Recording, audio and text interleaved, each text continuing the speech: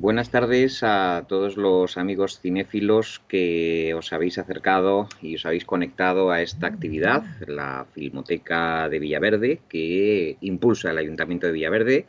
Ya estuvimos el otro día viendo la filmografía de Luis Buñuel y Tristana en concreto.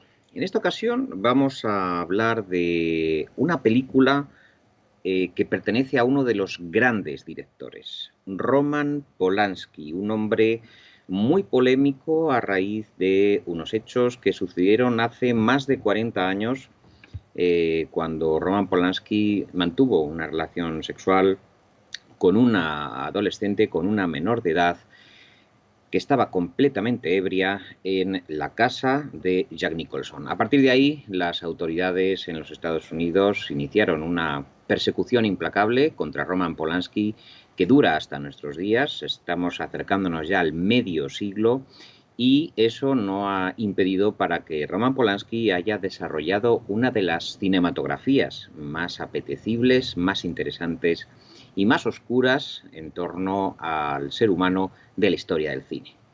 La película que vamos a ver, El oficial y el espía, es un repaso al caso Dreyfus, aquel caso de una acusación falsa construida por el Estado Mayor en Francia en 1894. Adapta un hecho histórico, a diferencia de otras películas más abismadas y más incluso sangrientas de Roman Polanski. En esta ocasión, el maestro decide hacer un retrato lo más realista y naturalista posible, haciendo un homenaje, sin duda, al movimiento literario que en aquellos años estuvo muy vinculado al periodismo, reflejar los hechos tal cual ocurrieron. No en vano, Emile Zola como uno de los coprotagonistas de esta magnífica película.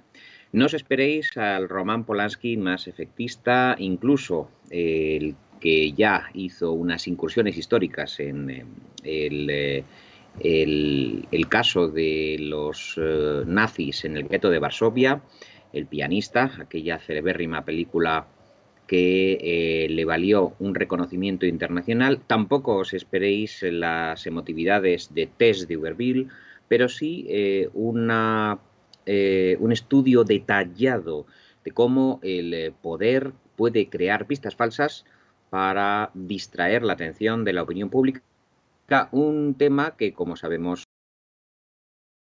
está de permanente actualidad. Hay otros precedentes del caso Dreyfus. El propio Méliès en 1899 rodó en 11 partes todo el proceso que llevó a cabo el Estado Mayor contra este joven oficial, Alfred Dreyfus, acusado de espionaje por sus orígenes judíos.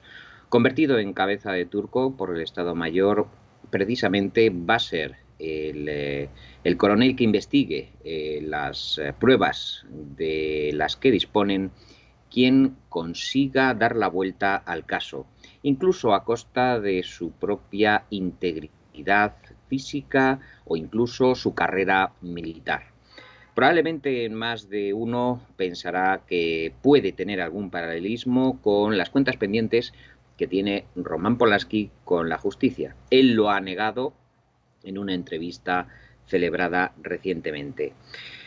Poder, estrategia, prensa y sobre todo unas grandes interpretaciones en la que destaca sobre todo la de Jean Dujardin, uno de los actores más sensacionales del cine francés. También me gustaría que vieseis un poco el uso de la cámara, la planificación fascinante de Roman Polanski. La película se abre con un plano general increíble en el patio del cuartel militar, en el que el espectador se sumerge literalmente en ese escenario, en una película de época extraordinariamente fiel a los detalles, la reconstrucción de los hechos, las pruebas documentales, la metodología de la investigación de los peritos que en ese momento declararon en contra de Alfred Dreyfus y a los que uno a uno este coronel encargado del caso se encargó de convencer de lo contrario. Un caso que conmovió al mundo y que dio lugar a un episodio muy vergonzante, a la altura también de aquel otro retratado por una película que tiene muchos puntos de conexión con El oficial y el espía. Senderos de Gloria, de Stanley Kubrick, también habla de cómo los oficiales del Estado Mayor toman decisiones sacrificando vidas humanas y respondiendo a intereses personales y de estrategia que no tienen absolutamente nada que ver con el bienestar de la ciudadanía, ni siquiera con los intereses de su país. Tal es así que en esta ocasión veremos cómo la invención de las pruebas falsas también crean un falso culpable en el estilo de Alfred Hitchcock, y Alfred Dreyfus se convierte en ese personaje al que Roman Polanski trata de redimir a lo largo de la película. En 2 horas y media, en 2 horas y 6 minutos nos veremos aquí de nuevo y aparecerá una señal para que os conectéis conmigo y vayamos desbrozando esta fascinante película, insisto, hecha de pequeños detalles, tal y como era el propio estilo naturalista del gran Émile Zola. Hasta dentro de un rato. Buenas tardes de nuevo. Regresamos después de la emisión de El oficial y el espía, cuyo título original es Yo acuso. Yo acuso, que es el artículo celebérrimo que escribió Émile Zola contra los miembros del Estado Mayor que provocaron, inventaron, que manipularon unos hechos, unas pruebas, para convertir a Alfred Dreyfus en el chivo expiatorio y poder salvar el pellejo del otro verdadero implicado, el culpable, Esterhazy, un tipo que hacía espionaje para el enemigo, para Alemania. Roman Polanski ha declarado, además, en varias ocasiones que, como os decía, no es el responsable de hacerse un autorretrato, como muchos le han querido decir y han querido ver en la película. Es un esfuerzo el que hace, sin embargo, muy realista. Roman Polanski, nacido en París en 1933, desde luego indaga en esos orígenes del periodismo moderno, el Yo acuso de Émile Zola, que tanto le interesaba.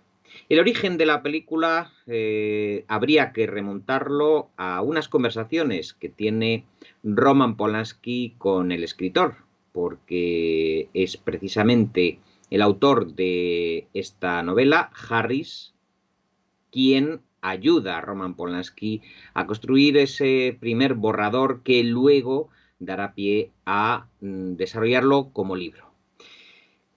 Muchas películas de Roman Polanski, como El pianista, Tess, Chinatown, La semilla del diablo, El quimérico e inquilino, giran en torno a individuos verdaderamente perseguidos por el sistema, outsiders, personajes al borde de la supervivencia. Incluso en el caso de Chinatown hay una historia terrible, si os acordáis, de incesto. La semilla del diablo también la conocéis, y El quimérico inquilino hablan de cómo el hombre en circunstancias poco favorables puede terminar perdiendo el juicio para siempre. El estreno francés, además del oficial y el espía, coincidió, si os acordáis, con una nueva acusación de violencia y abusos sexuales en 1975, en esta ocasión contra una joven de 18 años. Parece que, como una maldición, esta asociación, este binomio juicio-acusación de violencia sexual contra Roman Polanski lo persiguiera a lo largo de toda su vida. También sorprende la entereza del cineasta, su forma de sacar fuerzas de flaqueza y convertir esa especie de zozobra permanente en la que vive en material cinematográfico, e incluso es mi interpretación personal, salvavidas para poder sobrellevar las causas contra él abiertas.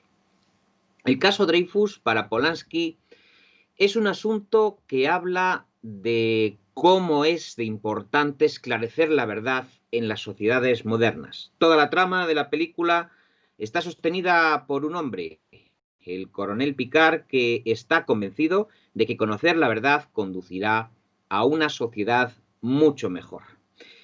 En esta ocasión, y como es propio también del cine de Polanski, de algunas películas de Polanski, el ingrediente antisemita, la crítica contra la intolerancia religiosa, está presente en la película, como así sucedieron los hechos. Alfred Dreyfus era judío y el establishment, las élites de la milicia en Francia, rechazaban bastante y eran bastante enemigos del pueblo judío, de la causa sionista. Ciertamente, en Francia, en la Francia actual, asistimos además a un problema grande de antisemitismo. Hemos visto el auge de los partidos de ultraderecha, de Le Pen, hacer proclamas precisamente raciales en contra de otras minorías étnicas y religiosas. En este caso sería la judía. Para Roman Polanski, sin duda, el caso Dreyfus, él lo ha denominado como un auténtico auto de fe. Y volviendo al tema del antisemitismo, el proceso y los procesos, porque habría que hablar en plural a lo largo de varios años, que se van configurando contra Alfred Dreyfus, esa prolongada, esa continuidad a lo largo del tiempo de los juicios contra Alfred Dreyfus hace que dispongamos de mucha documentación y podamos analizar el caso Dreyfus desde el punto de vista cinematográfico y desde un punto de vista muy documental y muy realista. Dice Roman Polanski que, al igual que sucede en el gueto de Varsovia con la adaptación del pianista, en esta ocasión también quiso recoger cómo a finales del siglo XIX en las calles de París se produjeron esos altercados de pintadas, la Estrella de David que hemos visto en algunos de esos escaparates, la quema del periódico La Aurora, en la que escribe el maravilloso Émile Zola en un pequeño papel secundario pero fundamental para la trama, interpretado por ese maravilloso actor. Roman Polanski, por lo tanto, llevaba mucho tiempo pensando en dirigir una película sobre el caso Dreyfus, sobre todo gracias a la versión de 1937 que todavía Roman Polanski mantenía en sus recuerdos, con Paul Mooney, acordaos, que era La vida de Émile Zola, ganadora del Oscar a la mejor película, entre otros galardones. Roman Polanski quería revisitar aquellos hechos y pensaba desde el principio que era un excelente tema para una película. Después de haber colaborado en El escritor, le propuso a Harris, el novelista, volver a trabajar con él, y la forma de escribir de los dos consistió en ir construyendo una trama, pero no sobre precisamente el protagonista de la película, el coronel Picard, sino Alfred Dreyfus. Como habéis visto en el filme, un personaje totalmente anodino que palidece al lado de la fuerza que tiene este investigador, este buscador de la verdad. Trataron, por lo tanto, al principio de contar la historia desde el punto de vista de Dreyfus, pero lo cierto es que no existía prácticamente documentación de este oficial acusado, puesto que estuvo recluido la mayor parte de su tiempo en la Isla del Diablo. Desde ese confinamiento, Roman Polanski y Harris no podían retratar absolutamente nada, no tenían elementos que pudiesen reconstruir la vida en la Isla del Diablo, la vida en esa cárcel de Alfred Dreyfus, y por lo tanto lo que decidieron es acudir a los protagonistas que vivían desde París toda la tragedia que él padeció en la cárcel. Robert Harris, por lo tanto, tiene una idea brillante en esa gestación del proyecto y se le ocurre adoptar el punto de vista de Picard. Roman Polanski le planteó lo siguiente a Robert Harris: hacer él la película y Robert Harris escribir el libro. A Roman Polanski le dio tiempo a rodar una excelente adaptación del libro de Sasser Massoch, La Venus de las Pieles, y por lo tanto, al mismo tiempo, Robert Harris publicó ya por aquel entonces El Oficial y El Espía. A Roman Polanski lo que más le interesaba de Robert Harris, sin duda, era su capacidad de documentar hechos históricos y sobre todo de jugar con el mundo de la conciencia, con el mundo de las publicaciones, el mundo de las identidades. En el escritor, de Ghostwriter, el tándem Roman Polanski y Robert Harris gira en torno a cómo se suplantan y se disfrazan ciertas verdades y ciertas apariencias.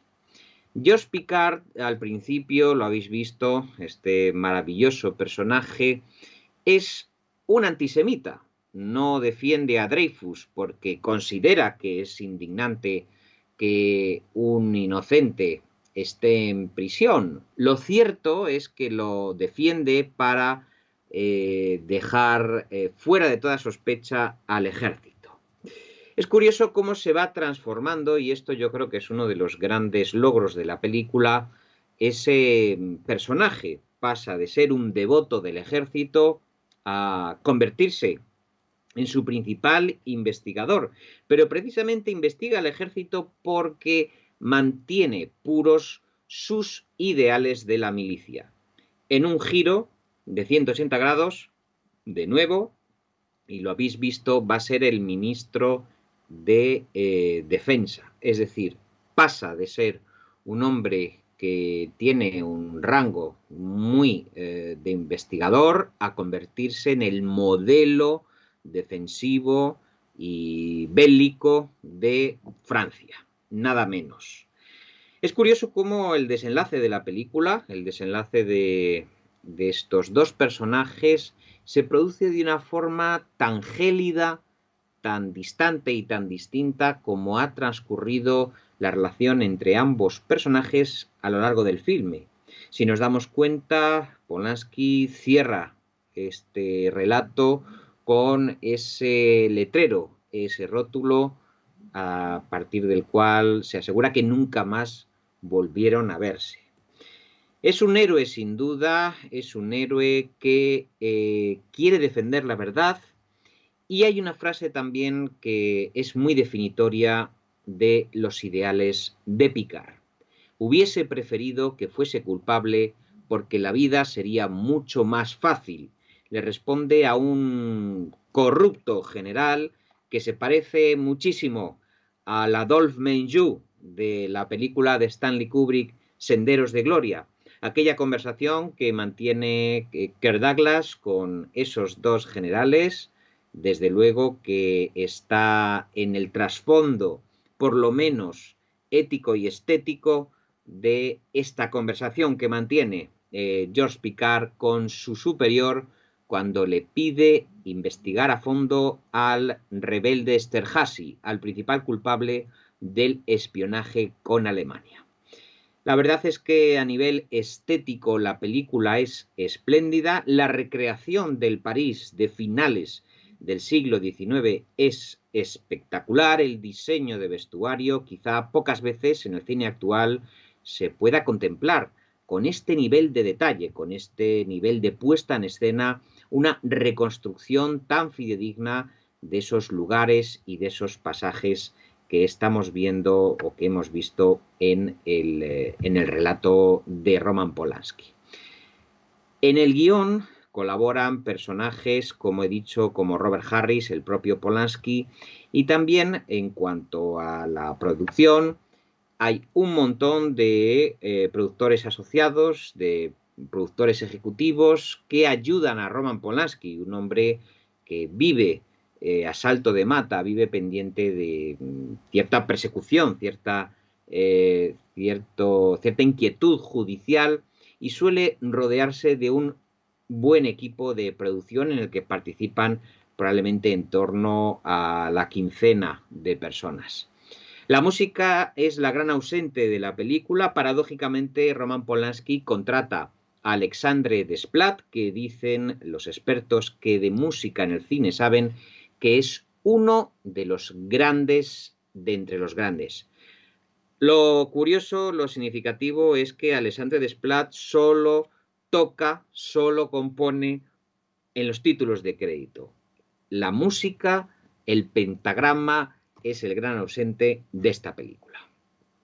El director de fotografía, Pavel Edelman, magnífico, la forma del encuadre, incluso hay casi planos secuencias, travelings arriesgadísimos, casi se acerca a un punto de vista de la cámara subjetiva, porque prácticamente es el espectador el que sigue pegado a la nuca de Picard como si lo sufriese en sus propias carnes. Este Pavel Edelman tiene claro que esta inmersión enorme del espectador en la trama va a ser una de las maneras más hábiles de hacerlo que se sienta implicado en el oficial y en el espía.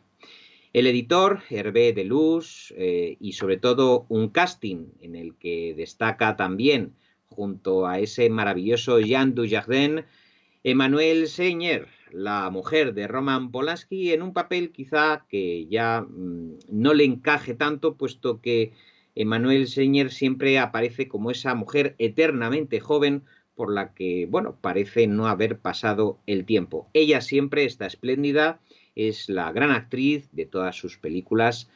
Acordaos de su papel en Frenético con Harrison Ford. Yo creo que es uno de sus mejores momentos en el cine de Emmanuelle Seigner. También podríamos destacar en el reparto a Gregory Gadebois y sobre todo a ese amigo fiel, a esa mano derecha del coronel que investiga todo, que es Vincent Pérez, que hace de el amigo Leblanc. Todos los miembros del Alto Mayor están escogidísimos, como digo, en un magnífico casting que bien parecen oficiales casi de ese ejército decimonónico, sacados como de un daguerrotipo, como de una fotografía antigua. Rostros muy bien escogidos por, en este caso, Roman Polanski, con la ayuda de Michael Lagens, que es el ayudante que él tiene para su casting. Otro de los aspectos que me gustaría destacar de esta película es, por ejemplo, el ámbito de la posverdad, cómo en el siglo XIX ya se fabricaban las noticias desde los órganos del poder. En este caso, el ejército es el que construye un relato a través de mentiras y que incluso comete la torpeza de encargárselo a un hombre honrado, un hombre que al descubrir la más mínima sospecha sobre esos documentos se pone a investigar en contra de sus propios intereses, en contra de su prometedora carrera en el ejército, que como sabemos a lo largo de la película se ve truncada, si bien después va a ser magnificada cuando se descubra toda la verdad de la trama. Esta metáfora moderna de Roman Polanski, contada de esta manera sobria, de esta manera lineal, de esta manera desapasionada, precisamente por su afán de objetividad, impacta en la mente del espectador, que está casi preparado para los efectismos y los golpes de Roman Polanski y se sorprende de que efectivamente el relato sea tan crudo porque los hechos así lo fueron, porque los hechos fueron así de crudo. No solo los documentos que aparecen en la película son exactos, sino la forma de presentarlos, también con esa cámara puesta sobre las superficies de mesas, de archivadores, cómo la cámara va sobrevolando todo el juicio, hace que tenga un aspecto de verosimilitud muy importante. Es decir, yo creo que estamos ante una vocación documentalista de Roman Polanski al detalle referido a los acontecimientos. La mayoría de los diálogos, y esto es importante decirlo, están basados en los diálogos auténticos porque, como he dicho anteriormente, el caso Dreyfus, el affair Dreyfus, pasó por diferentes procesos, todo fue estenografiado y se puede encontrar lo que se dijo. De ahí que la dirección artística haya tenido especial importancia a la hora de la confección de los trajes, en este caso de Pascaline Chaban, que con esas escenografías ha logrado reproducir los juicios, las gentes y los paisajes. De hecho, hay un planteamiento inicial, ¿os acordáis?, en el bosque que parece un auténtico cuadro de Manet, La comida sobre la hierba. Polanski es un exquisito de la estética. Es un cineasta que va pintando casi al óleo las escenas de sus películas. Es uno de los grandes elementos propios de esa cultura polaca, que es la original de Roman Polanski, esos elementos plásticos que incorpora a su cine, como sucede en muchas películas o en gran parte de las películas del cine europeo. Reconstruyen, por lo tanto, Robert Harris y Roman Polanski diálogos que son verídicos y que de alguna forma le dan ese carácter, como decía, de verosimilitud.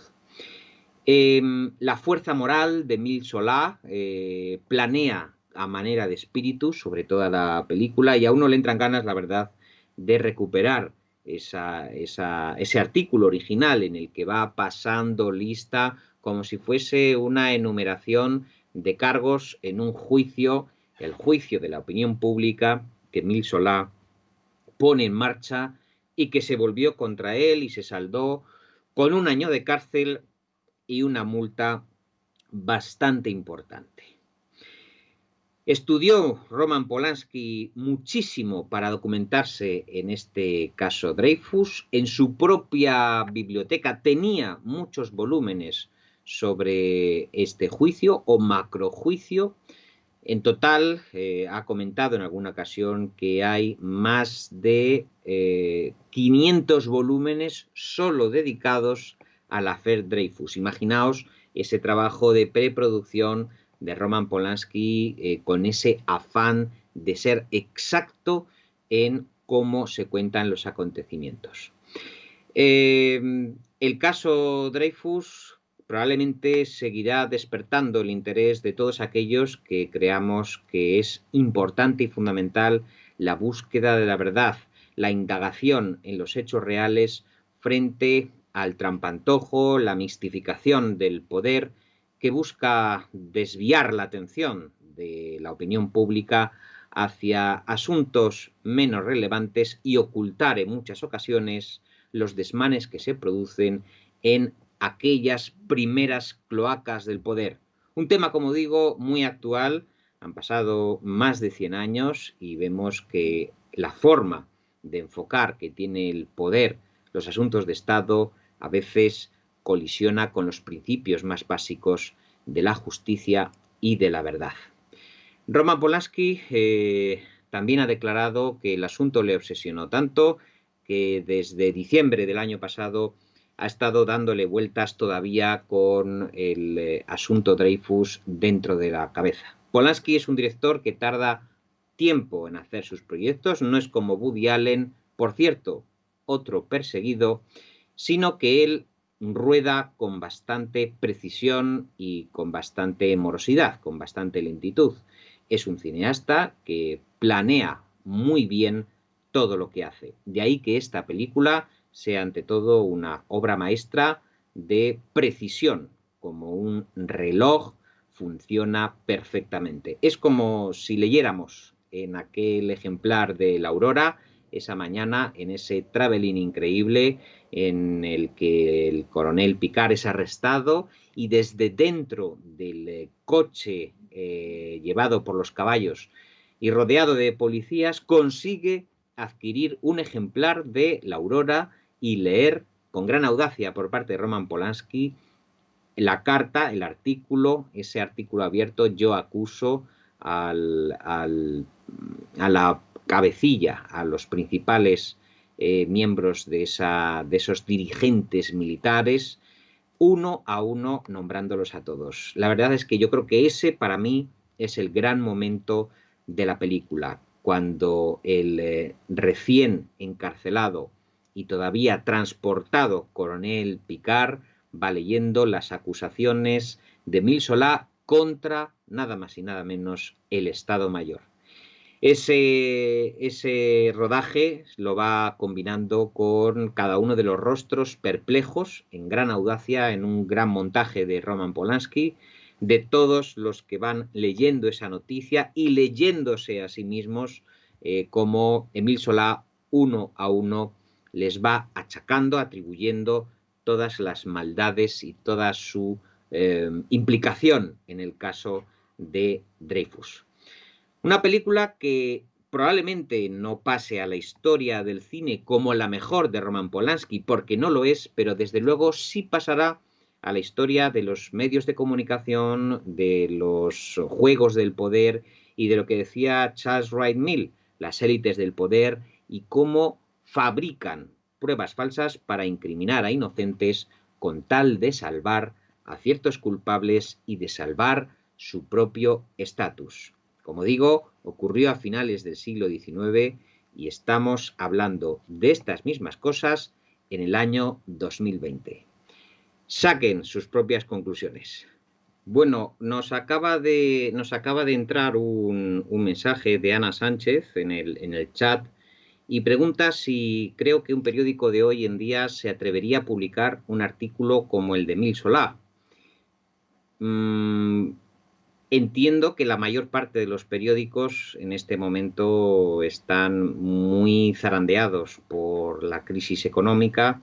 Entiendo también que en este momento, si nos referimos al Estado español, la política que hay de subvención a medios privados no facilita precisamente el que existan muchas críticas de las élites del poder o hacia las élites del poder. Pero sí creo que medios independientes, enteramente independientes, sí son capaces de destapar una trama de corrupción. De hecho, se hace, por ejemplo, lo hemos visto muy recientemente con el caso de la trama de Villarejo y con muchas otras tramas que han tirado de la manta de asuntos de la máxima gravedad, vinculados, por ejemplo, a la Casa Real y al jefe del Estado, por lo menos en el monarca emérito. De manera que yo creo que en circunstancias, vamos a decir, normales, pienso que la prensa intenta, de alguna forma, no toda, pero hay una prensa libre que intenta desenmascarar las oscuras tramas de los poderosos. No solamente eso, sino que estoy absolutamente convencido de que la opinión pública sabe de esas tramas gracias a periodistas y escritores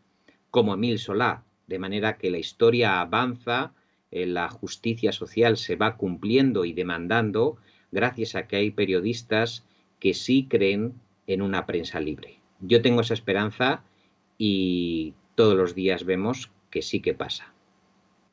Espero que la hayáis disfrutado. El oficial y el espía, yo acuso, de el periodista Émile Zola, es uno de los documentos que merecen la pena. Merece la pena guardarse y tenerlo bien presente a la hora de pensar un poco en quiénes nos gobiernan, quiénes controlan el mundo y qué mecanismos ponen en marcha para lograr preservarse en el poder. Muchas gracias.